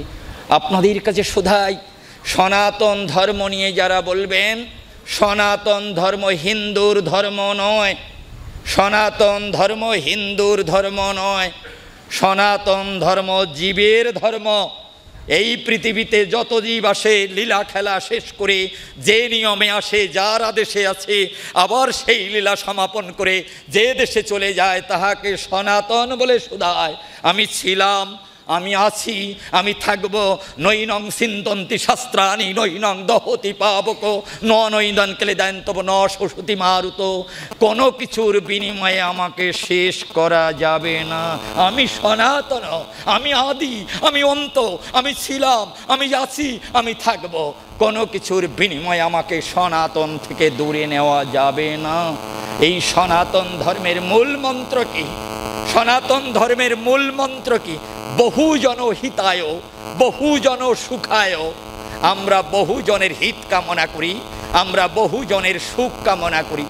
আমাদের পোস্টারে, নামযজ্ঞা পোস্টারে লেখা হয় আপনার 24 প্রহর, 28 প্রহর, 36 প্রহর, 54 প্রহর জীবের, পৃথিবীর প্রত্যেকটি জীবের মঙ্গল কামনায় নামযজ্ঞা অনুষ্ঠান। পৃথিবীতে আপনার হিন্দু নয়, মুসলমান নয়, বৌদ্ধ নয়, খ্রিস্টান নয়, কামার নয়, কুমার নয়, আপনার সকলের জন্য সমস্ত জীব, যার ভিতরে জীবন আছে, যার ভিতরে আত্মা আছে, আমরাই তার মঙ্গল কামনা করি। বহুজন হিতায় বহুজন সুখায়, এটাই সনাতন ধর্মের মূল মন্ত্র। কেন আপনাদের কাছে বলি, যখন করোনায় আক্রান্ত হয়ে পৃথিবী যখন কম্পমান, সেই সময়ে কোনো এক সময় আপনার চীনে 94% মানুষ করোনায় আক্রান্ত হয়েছিল। আপনাদের বলবো 94% মানুষ। আপনারা জানেন, ওইখানে যখন আমি দেখেছি, তখন আমি কলকাতাতে ছিলাম, আপনাদের এই দেশে কত মানুষকে অপাঙ্ক্ত করে আপনারা বিলের মধ্যে রেখে দিয়েছিলেন। আমি ভারতে বসে দেখেছি। আপনাদের কাছে বলতে চাই, সেই করোনার সময় মানুষ মনে হয় প্রত্যেকটি জম এসে দাঁড়িয়েছিল আপনাদের গৃহ মাঝারে, সম্মুখ ভাগে দাঁড়িয়েছিল জম। এত ভয় পেয়েছিল জগৎ। সেই সময়ে আপনার চীনে 94% মানুষ করোনায় আক্রান্ত হলো। আমার মাঝে মাঝে জানেন, আমার নিজের কাছে নিজে আমি হেরে যাই। ওই আপনার চীনের প্রায় 37% মানুষ সম্ভবত বুদ্ধিস্ট, বুদ্ধদেবের অনুসারী। এ শাস্ত্রের পাতায় দেখেছি। আপনাদের মতো বৈষ্ণবদের কাছে শুনেছি বুদ্ধদেব নাকি সনাতন ধর্মের নবম অবতার। নবম অবতার সনাতন ধর্মের, কল্কি অবতার, শেষ অবতার আসতেছে। বিষ্ণু যশা মায়ের গর্ভে সম্বলপুর গ্রামে জন্মগ্রহণ করবেন। তাহলে বুদ্ধদেব আপনার নবম অবতার। আজকে সেই বুদ্ধের অনুসারী যারা, বুদ্ধং শরণাং গচ্ছামি, সংঘং শরণাং গচ্ছামি, ধর্মং শরণাং গচ্ছামি বলে যারা বুদ্ধ ধর্ম গ্রহণ করেছেন, তারা আপনার আত্মজয়ী, আত্মপ্রত্যয়ী বুদ্ধের মধ্য দিয়ে পরম প্রভুকে পেতে চান। তারা আপনার আমার ভাই, তারা আপনার আমার কুটুম্ব, তারা আপনার আমার আত্মীয়। আজকে সেই চেন আত্মীয়তাতে ভুলে গিয়ে, আত্মশক্তি বিবর্জিত হয়ে আপনার এই সত্তাকে আপনার বিলীন করে দিয়ে কামান তাক করে বসে আছে। ভারতকে উড়িয়ে দেবে, উড়িয়ে দেবে, তার পিতাকে, তার মাতাকে, তার জন্মস্থানকে উড়িয়ে দেবে। আপনার যারা নিমিষে উড়িয়ে দেবে, প্রয়োজন হলে আপনার পারমাণবিক অস্ত্র ছুড়ে দেবে। সেই চীন যখন 94% মানুষ করোনায় আক্রান্ত হলো, সেই মানুষকে আপনার মৃত্যুর দুয়ারে দ্বারা জাড়িয়েছিল আপনার চীনে, সেই মানুষকে বাঁচানোর জন্য ভারতের যশস্বী প্রধানমন্ত্রী নরেন্দ্র দামোদর দাস মোদি কোটি কোটি ভ্যাকসিন পাঠিয়ে দিলেন, যাতে বিনা চিকিৎসায় চীনের একটা মানুষও মারা না যায়। আপনাদের আছে জানা, মাত্র কিছুদিন আগে আপনারা জানেন, এখনও দেখবেন ওই পাকিস্তানের সন্ত্রাসীর আপনার যারা প্রেতাত্মা, তারা কাশ্মীর সহ বিভিন্ন জায়গায় আপনার সন্ত্রাস চালিয়ে সন্ন্যাসীদের গলা কেটে ফেলতেছে। নিত্য সন্ন্যাসীদের রক্তে ভারত ভূমি রঞ্চিত হচ্ছে। ওই পাকিস্তানে যখন ইমরান খান গ্রেপ্তার হওয়ার আগে মাত্র 18 দিনের খাবার ছিল। মাত্র 18 দিন বাজবে পাকিস্তানের মানুষ যারা আপনার রক্তে রঞ্জিত করতেছে, আমার সাধু গুরু বৈষ্ণবদের যারা হত্যা করতেছে, সেই মানুষ যাতে মরে না যায়, সেই কারণে আপনার ওই পাকিস্তানে আপনার কোটি কোটি আপনার বস্তা চাউল পাঠিয়ে দিলেন নরেন্দ্র দামোদর দাস মোদি। কেন? এটা সনাতন ধর্মের মাহাত্ম্য। মেরেছ কলসির কানা, তাই বলে কি প্রেম দেব না? মেরেছ কলসির কানা, তাই বলে কি প্রেম দেব না? তুমি অবুঝ। আমি সেবক, আমি সনাতন, আমি তোমার সেবা করতে চাই। ইহাই জগতের সনাতন ধর্মের মূল মন্ত্র। আমি বহুজন হিতায় বহুজন সুখায়, আমরা বহুজনের হিত কামনা করি, আমরা বহুজনের সুখ কামনা করি। এটাই সনাতন ধর্মের মূল মন্ত্র।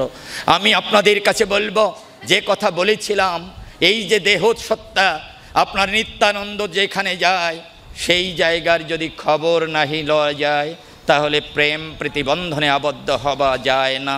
কোথায়? আপনাদের কাছে শুধাতে চাই, এই জগতে কয়রতি প্রেম, কয়রতি প্রেম? 3.5 রতি প্রেম। কোথায় ছিল 3.5 রতি প্রেম? কোথায় ছিল? নাম যখন গোলকে ছিল, নামের মধ্যে 3 রতি, আর ভক্তের হৃদয়ে আদ্রতি, এ নিয়ে হয় 3.5 রতি। এই 3.5 রতি প্রেম নিয়ে জগৎ বিকায়। এই 3.5 রতি প্রেমের বাজার কোথায়? আপনার সেই প্রেম ছিল কোথায়? 3 রতি ছিল গোলকের গায়ে। যখন আপনার মানুষ ওই হেট মুন্ড হয়ে অগ্নি প্রজ্বলিত হয়ে যখন পরব্রহ্মের ধ্যান করত, সেই নাম আপনার এই জগতে এলো ভক্তকে উদ্ধার করিবার তরে, ভক্তকে গোলকে নিয়ে যাবার বাসনায় নাম এলো জগতের গায়ে। 3.5 রতি প্রেম এই জগতে হলো 3 রতি নামের মাঝে, আদ্রতি ভক্তের হৃদয়ে, এ নিয়ে হয় 3.5 রতি। সেই 3.5 রতি প্রেম ধরাত্তরে আপনার নিত্যানন্দ যায় প্রেমের বাজারে। কোথায় নিত্যানন্দ? কোথায় যায় 3.5 রতি প্রেম যেখানে রয়? কোন জায়গায়? এই বৃন্দাবন আর এই দেহ বৃন্দাবন, এটা মাটির বৃন্দাবন, এটা দেহ বৃন্দাবন। এই 3.5 রতি প্রেম ধরাত্তরে নিত্যানন্দ যায় চৈতন্য বাজারে, চেতন ঘরে। কোথায়? গুজ্জের 2 আঙুল উপরে, লিঙ্গের 2 আঙুল নিচে, এই 3.5-4 আঙুলের মধ্যে 3.5 পেজ দিয়ে 3.5 রতি প্রেম ধরাত্তরে হংসাকৃতিক আকারে বসে আছে রাধিকাজি, বসে আছে রাধিকাজি। বলতে চায় না তুই ভজন লোকে, দেখ না কত মহাশান্তি পাওয়া যায়। উদ্যোগামী হয়ে হংসের মতো হয়ে বসে আছে সেই প্রেম ধরাত্তরে। আপনার বলেছে উপরে তুই আয়, এখানে আয়, আয় না তুই এই বাজারে, দেখ না কত মহাশান্তি পাওয়া যায়। নিচের দিকে ডাকতেছে কামিনী কাঞ্চন, এলে পরে আমার কাছে লুটে নেব তোর সমস্ত ধন, কৃষ্ণ পূজার প্রসাদ খুঁজে পাবি না অনুক্ষণ। কোন দিকে যাবি অবুঝ মন? ওই দিকে গেলে গুরু পাবি, ওই দিকে গেলে কৃষ্ণ পরে পাবি, এই দিকে গেলে পূজার ফুল হারাবি, ভিখারি হবি। তাই বলেছে আয় না তুই গুরু মুখে, দেখ না কত মহাশান্তি পাওয়া যায়। নিচের দিকে গেলে পারে সমস্ত ধন হারিয়ে ভিখারি হবি, গুরু পূজার প্রসাদ খুঁজে পাবি না অনুক্ষণ। শাস্ত্র বলেছে সেটি হলো হংসাকৃতিক আকারে কেন রইল বাবা? ভাগবত বলেছে সোহং ভাবের ভাবি হও, হংসপদে নৈব জীব জপতি সর্বদা। তুমি হংসের মতো, হংস বাঁচে কয় বছর? 65 বছর। আপনি হংসের কথা কেন বলেছে?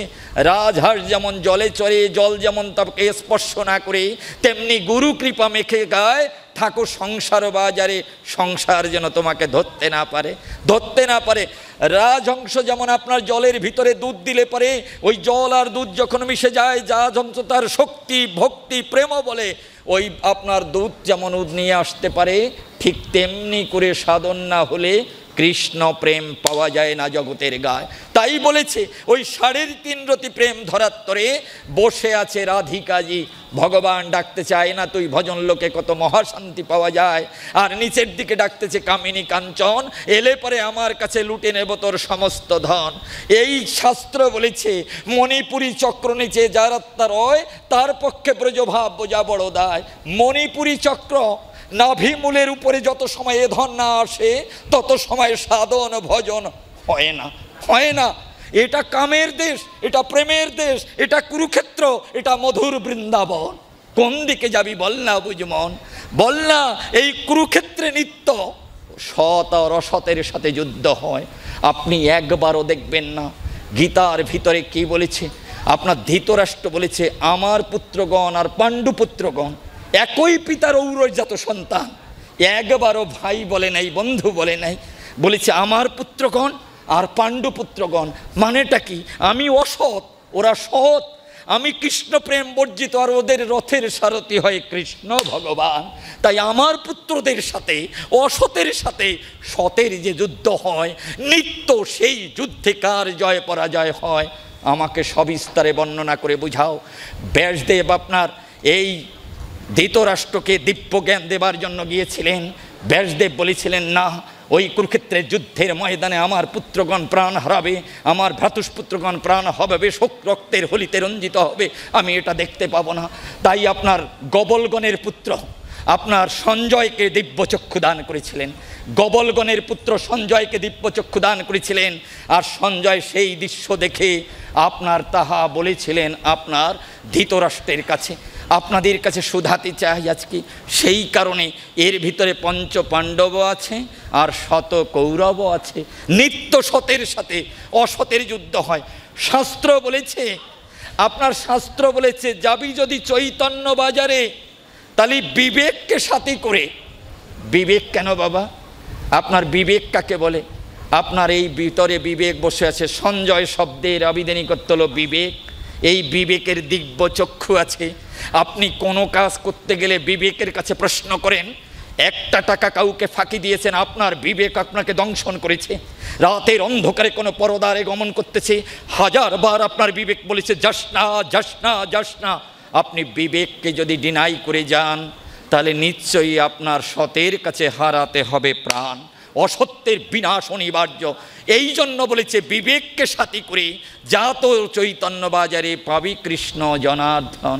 এই নাভিমূলের উপরে যখন আসে, আপনার যখন বক্ষ মাঝারে আপনার সেই ধন উত্তোলিত হলো, তখন আপনার ভীমের মতো শক্ত হলো, ভীমের মতো শক্তি লাভ করে পিতৃধন, রাধিকাধন, শৌর্য, বীর্য, ক্ষাত্র, তেজ, ধর্ম যখন জাগৃত হয়, এটা যখন নাভিমূলে আসে অর্জুনের মতো আপনার সত্য সনাতন ধারায় যখন বক্ষ মাজারে এলো, তখন ভীমের মতো শক্ত হলো।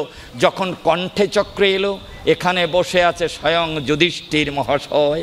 ধর্মের স্থান সদা সর্বক্ষণ কৃষ্ণ নামে যিনি প্রেরণ করেন জীবনধারা, তাহাকে যুধিষ্ঠির কয়। নিত্য ধারায় উপনীত হয় যখন এই 5 পাণ্ডব সত্তাকে জয় করে ওই রাধিকা ধন যখন ললাটে আসে, এটাকে আজ্ঞাচক্র কয়। আজ্ঞাচক্র এটা গুরুচক্র, কৃষ্ণচক্র, শিবচক্র, সহস্রচক্র কয়। আজ্ঞাচক্র, বিশুদ্ধ চক্র, অনাহত চক্র, মণিপুরী চক্র, স্বধিষ্ঠান চক্র, মূলাধার চক্র। এই 7টা চক্রের মাঝখানে এটাকে আপনার বলে বিশুদ্ধ চক্র, এটা আজ্ঞাচক্র।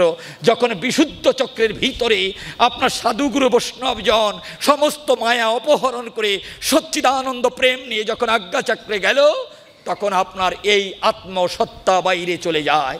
জীবাত্মা তখন ভিতরে থাকে, মানুষ মারা যায় না। আপনি একটা হাত কর্তন করে দেখেন, মানুষ মরে না। পা কর্তন করে দেখেন, সে টের পায় না, কেননা তার জীবাত্মা বাইরে গিয়েছিল, পিতৃযাত্মা গোপন ছিল। যখন জীবাত্মা বাইরে যায়, বাইরে গিয়ে ভগবানের সাথে কথোপকথন হয়, ভগবান তখন ডেকে বলে, আয় না তুই প্রেম সাগরে, কত মহা আনন্দ পাওয়া যায়। আপনার এই দেহটা থেকে যখন আত্মা বাইরে গেল তখন মানুষ সমাধিস্থ হয়। সমাধি হয় দুই প্রকারের, একটা সবিকল্প সমাধি, একটা নির্বিকল্প সমাধি। যখন আত্মা বাইরে গিয়ে পরমাত্মার সাথে কথোপকথন হয় তখন তাকে সবিকল্প সমাধি কয়। এখানেও চাওয়া পাওয়া থাকে, কিন্তু এই আত্মা বাইরে গিয়ে পরমাত্মার সাথে না মিশে, যদি পরমাত্মার আত্মার সাথে মেশে তাহলে আর চাওয়া পাওয়া থাকে না। এই আপনার জলে দুধে মিলে যায়, জীবাত্মা পরমাত্মার সাথে মধুর মিলন বাসর হয়ে যায়, জীবাত্মা পরমাত্মার মধুর মিলন বাসর হয়ে যায়। জয় রাধে রাধে রাধে, হরে কৃষ্ণ। যখন আপনার এটা গুরু চক্রে গিয়েছিল রাধা কৃষ্ণের মিলন বাসর ধারায়, আমি আপনাদের কাছে বলতে চাই, সেই কারণে এটুকু বলতে চাই আপনাদের কাছে, নিগমানন্দ সরস্বতী অমলানন্দ অবধূত যাদের পাশে 108 লেখা হয়েছিল, কেন 108 লেখা হয় আপনাদের কাছে শোধাতে চাই। সেটি হলো এই যে আমাদের নাকের মধ্য দিয়ে বাতাস যায় আসে, কতবার যায়? 21,624 বার। এই 24 ঘন্টার ভিতরে 21,624 বার আগম নিগম হয়। 21,624 বার যারা সাধন মার্গে যাবেন, ভজন মার্গে যাবেন, ভগবানকে পাবেন, তাদের জন্য এ কথা শুধাতে চাই। এই যে 21,624 বার যে শ্বাস যায়, এই শ্বাসের ভজন করে কি করে? আপনি দেখবেন মালা জপতেছেন হরে কৃষ্ণ বলে, মালা জপে ভগবানকে পাওয়া যাবে কিনা তা আমি জানি না, কিন্তু মালা জপার প্রয়োজন আছে কিনা এটা আমি বলতে পারি। সেটি হলো এই গ্রন্থি জপে জপে হৃদগ্রন্থি আপনার স্থির করতে হয়। এই বাইরের গ্রন্থি জপে ভিতরের গ্রন্থি আপনার স্থিতিশীল করতে হয়। আপনাদের কাছে শুধাই, সেটি হলো এই যে আপনার যে মালা জপতেছেন, এই মালা জপার প্রয়োজন আছে কি আছে না বলে যেতে চাই। আমি যখন আপনার খাড়া পাতায় লিখতাম তখন আমার মা আমাকে ধরে নিয়ে দিগম্বর অবস্থায় ছালা নিয়ে একটা দোয়াতে কালি ঘুলে আমাকে আপনার কঞ্চি দিয়ে একটা কলম বানিয়ে খাড়া পাতার উপর আমাকে লিখিয়েছে। ক থেকে ক্ষীয় পর্যন্ত লিখিয়েছেন আমাকে। মা হাতে ধরে আদ্যা শক্তি আমাকে ক লেখা শিখিয়েছেন। আমার মা যখন ক লেখা শিখিয়েছেন আমাকে, তখন আমার মা বলতো, বীরেন্দ্রে, যার জীবনে ক আদ্যাক্ষর না হয় তার জীবনে কখনো কৃষ্ণ হয় না রে। এই কয়ের ভিতরে কৃষ্ণ লুকিয়ে রয়, এই আদ্যা অক্ষরের ভিতরে মহাপ্রভুর অবস্থান রয়। ও বীরেন, এই ক তুই লেখা শেখ না। আমার মা হাতে ধরে আমাকে কলম দিয়ে খাড়া পাতার উপরে ঘুরিয়ে ঘুরিয়ে আমাকে ক লেখা শিখিয়েছেন। এই ক লেখা যখন আমি সমাপ্তি করেছি, ওর উপরে যখন আমি কালির আঁচড় দেওয়া শিখেছি, এক একটি অক্ষর করে করে যখন আমি গিয়েছি আপনার ক্ষী অক্ষর ঘরে, জীবন যুদ্ধে পাড়ি দিয়ে যখন আমি ক্ষী অক্ষর ঘরে পৌঁছেছি, তখন আমার মা বলেছে, বীরেন্দ্রে, এই জীবন যুদ্ধে পাড়ি দিয়ে যেদিন যাবি এই ক্ষয়ের ঘরে, ক্ষী অক্ষর ঘরে যখন যাবি, তখন জীবনের সমস্ত অপরাধের জন্য ভগবানের কাছে ক্ষমা চেয়ে নিবি। ওর এই জীবন যুদ্ধে আদ্য থেকে যখন যাত্রা করে মানুষ ওই ঘরে যায়, তখন মাথা নত করে ক্ষমা চেয়ে নেয়। আমার মাথা নত করে দেও হে তোমার চরণ ধুলার পরে, সকল অহংকার হে আমার ঘুচাও চোখের জলে। বলেছে ক্ষমা চেয়ে নিবি বীরেন, দেখবি ভগবান তোকে ক্ষমা করবে। আপনার এই ক থেকে যখন ক্ষীয় পর্যন্ত আমি লেখা শিখেছিলাম, কোনো এক সময় মা আমাকে ধরে ধরে লেখা শেখাতেন। যখন আমি ক থেকে ক্ষীয় পর্যন্ত লেখা শিখেছি, তখন কোনো এক সময় ওই প্রত্যেকটি অক্ষর যখন আমার হৃদমন্দিরে প্রতীয়মান হয়েছে, তখন আমার মা আমার হাত ছেড়ে দিয়েছে। কোনো এক সময় আমি ওই অক্ষরগুলো আপনার খাড়ার উপর দিয়ে না লিখে আমি আখাড়া লেখা শিখে গেছি। যে কয়দিন আখাড়া লেখা না যায়, সেই কয়দিন খাড়া পাতার উপরে লিখতে হয়। যে কয়দিন এই স্থিতিশীল করা না যায় মনকে, সেই কয়দিন মালা জপতে হয়। যদি ওই আখাড়া লিখতে লিখতে, যদি আপনার খাড়া লিখতে লিখতে আখাড়া লেখা যায়, ঠিক তেমনি এমনি মালা জপতে জপতে শ্বাসের সাথে যদি সম্বন্ধ করা যায় তাহলে ২১,৬২৪ বার যে শ্বাস যায় এই শ্বাসের সাথে সম্বন্ধ করলে পারে অজপা নাম জপা হয়ে যায়, তাহাকে প্রাণায়াম বলে শুধায়।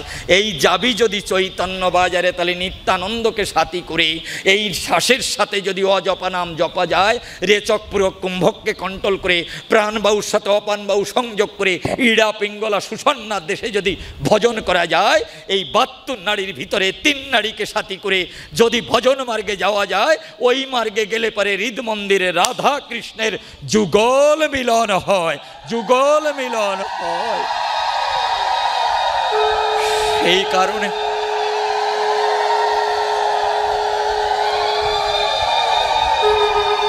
আপনাদের কাছে বলবো, সেটি হলো যখন আপনার এই শ্বাসের সাথে সম্বন্ধ হয়ে গেল আর আপনার মালা জপার প্রয়োজন হয় না, এই বাতাস যায়, এর সাথে হরে কৃষ্ণ গুণগান গায়, একে প্রাণায়াম বলে।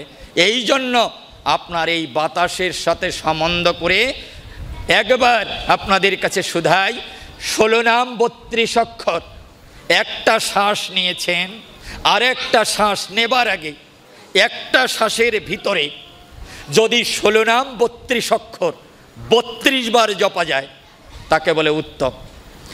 একটা শ্বাস নিয়ে আর একটা শ্বাস নেবার আগে যে জায়গাটুকু পেয়েছেন এর ভিতরে যদি ১৬ নাম ৩২ অক্ষর ৩২ বার জপা যায় তাকে বলে উত্তম। যদি ২৪ বার জপা যায় তাকে বলে মধ্যম, আর যদি ১২ বার জপা যায় তাকে বলে অধম। আপনি যদি একটা শ্বাসের ভিতরে ১৬ নাম ৩২ অক্ষর যদি আপনার ৩২ বার জপতে পারেন, তাহলে যোগ বিয়োগ গুণ ভাগ করে দেখেন আপনার যে শ্বাস ২১,৬২৪ বার যায়, এই শ্বাসের সাথে সাথে অজপা নাম জপা হলে পারে এই শ্বাস কেবলমাত্র ২৪ ঘন্টায় ১০৮ বার যাওয়া আসা করে। এই ১০৮ আর ভিতরের ১০৮ ওই নিত্য সত্তায় উপনীত হলো। যখন রাধার সাথে কৃষ্ণের আপনার বাসরও হলো, এই মধুর বৃন্দাবনে রাধা কৃষ্ণের যুগল হয়ে গেল, রাধা কৃষ্ণের যুগল হয়ে গেল। সেই কারণে আপনার এই শ্বাসের সাথে সম্বন্ধ করে এই দেহ সত্তাকে পরিপাটি করতে হয়। আমি একটা জায়গায় আপনাদেরকে বলবো, আমি জানি না কোনো বৈষ্ণব মহল আমার প্রতি আপনার অবশ্যই আপনারা কুদৃষ্টিতে তাকাবেন না, রাগত স্বরে তাকাবেন না। ভগবানের আপনার কোপানলে জীব বাঁচে, বৈষ্ণবের কোপানলে জীব বাঁচে না। মহাভারতে লেখা আছে ১০০ মানুষ খুন করলে যে পাপ হয়, একটা গোবধ করলে পারে সেই পাপ হয়, ১০০ গোবধ করলে পারে যে পাপ হয়, একজন নারী হত্যা করলে পারে সেই পাপ হয়, ১০০ নারী হত্যা করলে পারে যে পাপ হয়, একজন ব্রাহ্মণ হত্যা করলে সেই পাপ হয়, ১০০ ব্রাহ্মণ হত্যা করলে যে পাপ হয়, একজন ব্রহ্মচারী হত্যা করলে সেই পাপ হয়। অনন্ত অনন্ত ব্রহ্মচারী হত্যার পাপ একজন বৈষ্ণব হত্যার পাপের সমান নয়। এই জন্য জগতে বৈষ্ণব শ্রেষ্ঠ হয়। এই বৈষ্ণবের পদধূলি পাবার তরে না আপনার ভগবান চলে আসে এই জগতের গায়। না হং তিষ্ঠামি বৈকণ্ঠ যোগিনাং হৃদয়ং নচ মদ ভক্ত যত্র গায়ন্ত্রী তত্র তিষ্ঠামি হে নারদ। আপনি বলেছেন আমি থেকে আমার নাম বড়, নাম থেকে আমার ভক্ত বড়। এই কত অপূর্ব মহিমার কথা না। এই পৃথিবী থেকে ১৩ লক্ষ গুণ বড় হলো সূর্য। এই পৃথিবী থেকে ১৩ লক্ষ গুণ বড় হলো সূর্য। সূর্য যদি পৃথিবী যদি মনে করে আমি সূর্যকে ধরব, তাহলে ওই সূর্য থেকে যদি ১ ইঞ্চি বড় না হন তাহলে সূর্যকে ধরবেন কি করে বলেন? অনন্ত অনন্ত বিশ্বব্রহ্মাণ্ডের যিনি অধিপতি তাকে যদি আপনি ধরতে চান, তাহলে ভগবানের হৃদয় থেকে ভক্ত হৃদয় যদি পবিত্র না হয় তাহলে ধরবেন কি করে মহাশয়? এই জন্য বলেছে আমি থেকে আমার নাম বড়, নাম থেকে আমার ভক্ত বড়। যে আমাকে ধরতে পারে হৃদ মন্দিরে সেই ভক্ত আমা থেকে পূজ্যপাদ হয়। তার চরণের ধুলি নেবার জন্য বৈকুণ্ঠ থেকে ভগবান আসে ধুলায়। এই জন্য জগতের বুকে বৈষ্ণব শ্রেষ্ঠ হয়। আপনাদের কাছে বলবো, আমি আপনাদের এলাকার ভালো জানি না। আমার এলাকায় কয়েকদিন আগে মহানাম যজ্ঞানুষ্ঠান হয়ে গেল। আমি ও নামের মহিমা আমি ভালো করে জানি না, তারপরেও আমি মাঝে মাঝে একটু আপনার আসরে যাওয়ার সৌভাগ্য হয়। আমার এলাকায় দেখলাম কিছু বৈষ্ণবেরা, বৈষ্ণব কিনা তাও জানি না, সাধুরা আপনার এই চারিপাশে বসে আছে, ঝোলা নিয়ে মালা জপতেছে।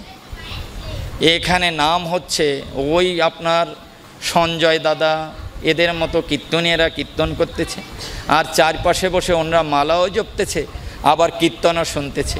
আমি জানি না একটা মন একসাথে দুই জায়গায় দেওয়া যায় কিনা। যায়? একটা মন একসাথে দুই জায়গায় দেওয়া যায়? আপনি মালাও জপবেন আবার হরিনামও শুনবেন, এটা হয় নাকি? একটা করেন। হয় গিয়ে মালা জপা হয় তিন প্রকারের, একটাকে বলে বাচিক জপ, একটাকে বলে উপাংশু জপ, একটাকে বলে মানস জপ। আপনাদের দেশে আমি জানি না, আমাদের দেশে কিছু ভক্ত আছে ঝোলার ভিতরে হাত দিয়ে আপনার রাস্তা দিয়ে কীর্তন করে বেড়াচ্ছে, হরে কৃষ্ণ হরে কৃষ্ণ হরে কৃষ্ণ। এই যে জোরে জোরে আপনার রাস্তা দিয়ে ঝোলার মধ্যে হাত দিয়ে হরিনাম গায়, একে বাচিক জপ কয়। এতে কোনো ঘোড়ার কোষ্টাও হয় না, কিছু হয় না, কারণ জপে জপে অন্যকে শুধায়। যে নাম গোপন এলো, গোপী না হলে ভজন হয়। এ নাম কার? গোপীর। এই গোপীর ভজন, এই গোপী না হলে ভজন হবে না। গোপী জগতে শ্রেষ্ঠ হয়, গোপনে ভজন হয়। আপনি সেই ভজন জোরে জোরে করতেছেন, একে বাচিক জপ কয়। আর একটা জপ আছে উপাংশু, জপে জপে নিজে শুনে অন্যকে না শুধায়, এতে দেহ শুদ্ধ হয়। আর একটা জপ আছে দশ ইন্দ্রিয় না জানিবে কৃষ্ণা ইন্দ্রিয় শনে, চক্ষু কর্ণ নাসিকা জিহ্বা ত্বক